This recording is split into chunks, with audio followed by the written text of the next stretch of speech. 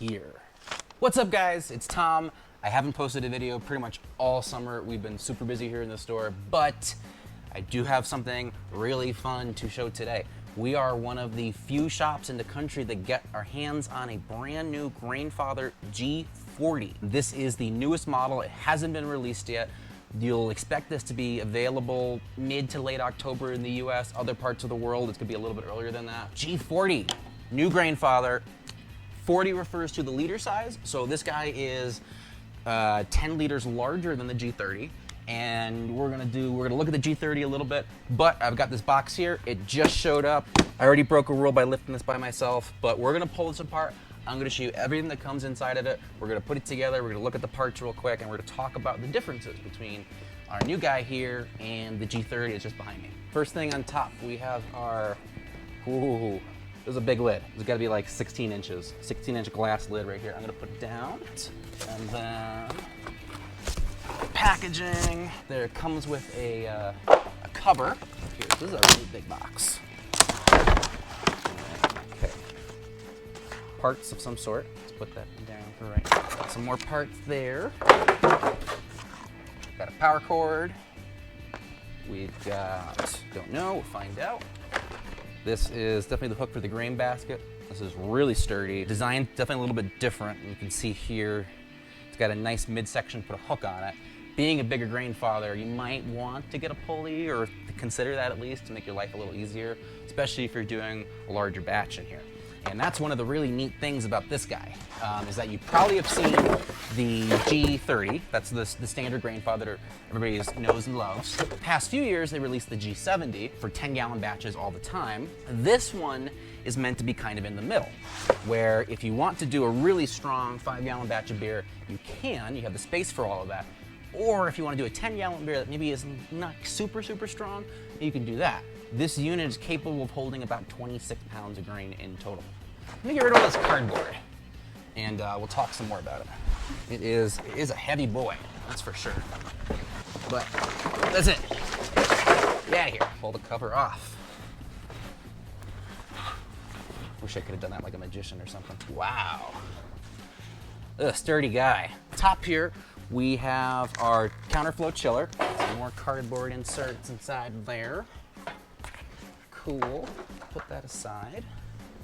All right. So this is the bottom plate. Okay, here's our grain basket. It is bigger, it's wider. For anyone who's familiar with the Grainfather, they did upgrade, or say modify, the perforations on this. In the past, we just had a bottom plate, this is for the grain, and it would go in the bottom, and that's where all your perforations were. But what they have done, let's bring this closer to the camera, is they've added perforations along the bottom, about a couple inches, and then you can see there's perforations that go up on all four corners, and those match up with the leg support here. And that's to help keep the temperature a little bit more regulated, allow more liquid to move around during the mash. Some more cardboard. Here is the big retaining ring. I'm gonna leave that in there for right now. There's the large retaining ring to hold the basket. Let's pull a little bit more cardboard out of there. This is the hop filter. I like this design a lot. So, pretty similar to the grain basket. This one is for your grain basket. In the past, on the G30, we had a silicone gasket that went around right here, and you had to put it on every single time, remove it every single time, and if it got damaged, it was a lot harder to use the unit. With this new model, it's got a rolled edge, and it just fits snug right inside our grain basket. No more need for a gasket. That's cool, one less part to worry about. All stainless, love it. This guy is our hop filter, and very similar in terms of perforations. They're referring to it as a hop filter, but basically it's a false bottom for your boil kettle, which I personally use in my home system, and I love it because A, it's gonna allow you to throw hops in here loose. B, it actually does collect some of the trube from the end of the boil, and it will retain a little bit of that and less of that getting into your beer. And then the other thing they've done here in the bottom is they added a support ring with more perforations. So the water has to, or the wort has to go through this top and then through here, in order to get to the base of it.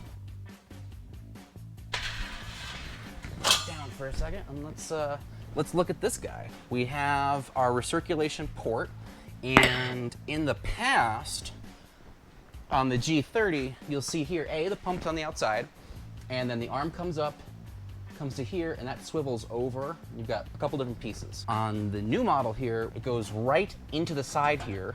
Here's our valve to control it, and it's also a sight glass. So that is really cool.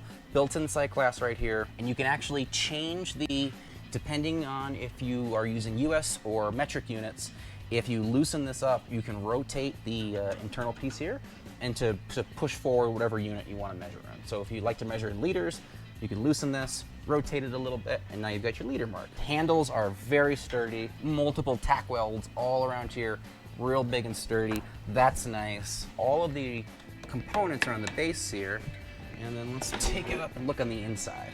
So in the inside, we're a little bit simpler. Looks like we've got two different temperature probes. There's our retaining clip all the way in there. Here's the port that comes in for our recirculation. You'll notice that the pump is inside the base now, so it's one less thing that you might accidentally kick, walking by.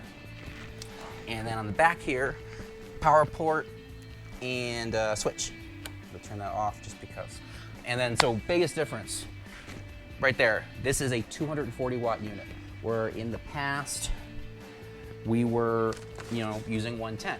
And so they needed to go to 240 in order to get enough power into this unit, because this is a 3,300 watt cooker. G30, I believe, is 1,600 watts. So double the wattage in this unit, which will allow you, if you're doing a 5-gallon batch, it's gonna go much, much quicker.